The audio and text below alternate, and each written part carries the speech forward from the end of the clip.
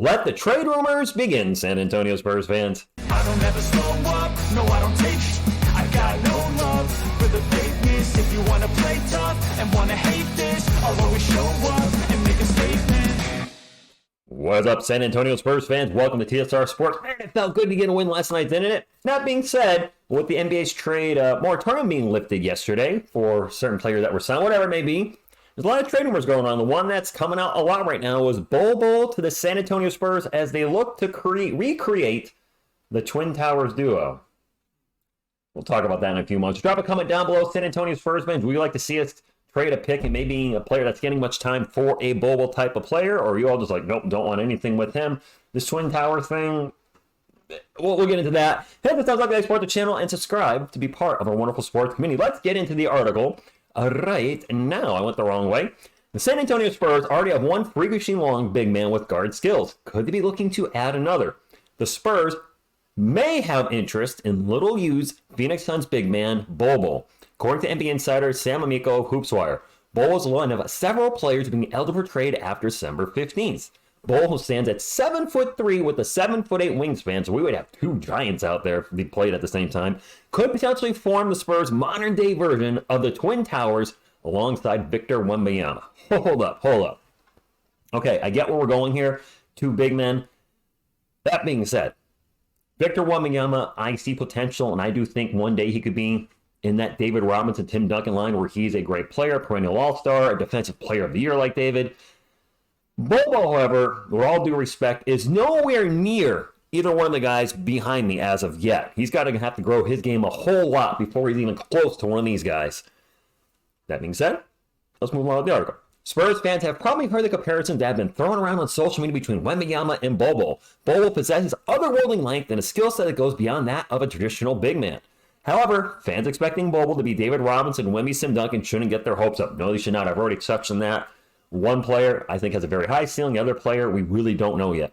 BOL is already on his third team in 5 seasons and can't seem to crack a Suns rotation without much front court depth. That's not a good sign, Spurs fans. However, could he come to San Antonio? Could we develop in ways that maybe the other organizations could not? Maybe. I don't know.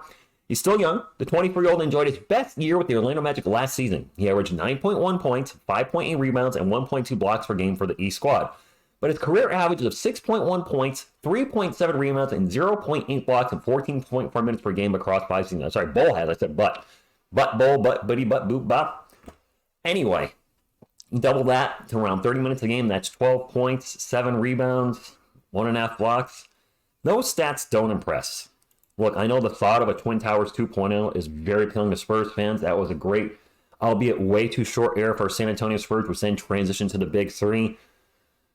If they go after him and they can develop him, great. If we can get him on the cheap for, I don't know. I mean, the Suns might be looking at a vet on our team that can help them right now. Maybe a Doug McDermott, a Chetty Osman. I don't know what they'd be looking for in trade. We've had, I would say, good relations with the Suns in recent years in trading, so certainly not without, it certainly couldn't happen.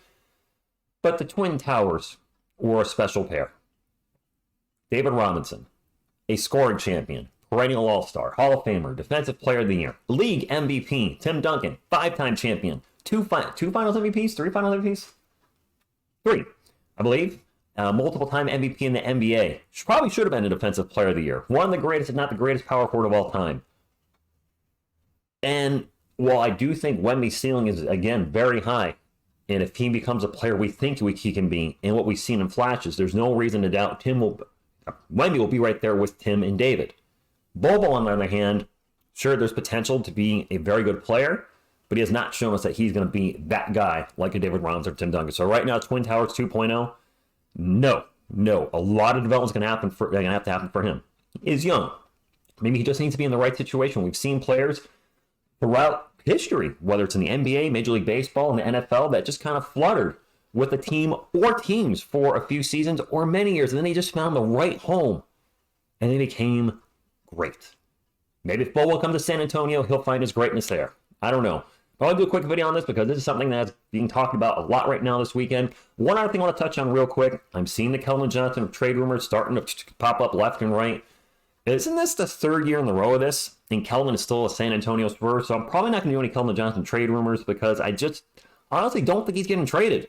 And if he does, I'll probably cry in a video because I have 2 of his jerseys. And I won't be losing just one Johnson. I'll be losing 2. That's all I got. Happy Saturday. Can't wait to see you for the Spurs game tomorrow night against the Pelicans. And thank you for watching. Till next time, and as always, go Spurs, go.